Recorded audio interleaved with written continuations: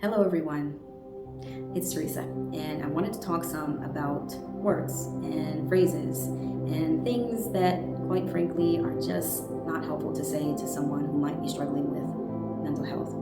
And I think the first thing to note here is that mental health, right, is separate from mental illness, although those things may be related. And I think it's important to note the distinction because all of us have mental health, right? Like all of us are responsible for our mental health, but not necessarily everyone struggles with a mental illness. And I think it's important to separate mental health and or mental health condition or mental health illness from the person, right?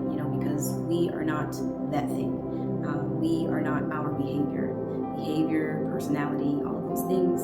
They are part of what make us who we are, or influence the things that we do, but they don't necessarily define us. And so things that I've come across, in my work as a therapist, saying things like you're crazy, you're nuts, the weather's so bipolar or schizophrenic, those things are just not particularly helpful. Along with saying things like, can't you just get over it? We've all been there before, or have been sad, or have had ups and downs. It's not that big of a deal. Other people have it worse off than you, among other things, right? And I think the common theme for all of these phrases or words is that they minimize.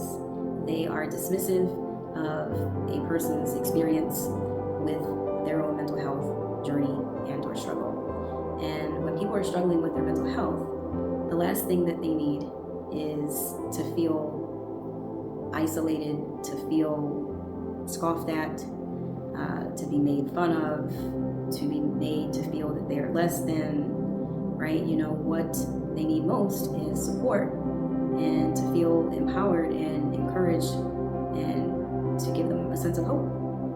And the point of this message is to just make you and people as a whole aware that their words have power, that you should be mindful about the things that you say and how you say them, because you never know what someone might be struggling with. You don't know, their story, and it's okay not to know, but you also don't want to assume, and you don't want to make negative judgments, based upon something that you don't really fully understand or know, right? And so I think the best thing to do is to ask questions, to validate a person's experience by saying things like, that really sucks. I'm so sorry to hear that you're going through that. And then maybe ask an open-ended question like, what do you need? Or how can I help?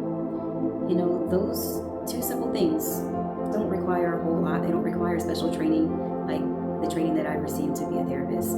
They just require being a human being with a caring heart and an open mind. And so I would encourage you to remember this, and to be careful in the things that you say, and to promote kindness. If any of this resonates with you, I would encourage you to like it, follow the page, subscribe even, share it with somebody. And if we could, I would love to get a discussion started in the comments to share maybe other comments that I haven't mentioned that you're aware of, or maybe offering helpful things to say instead. Okay, that's all for now.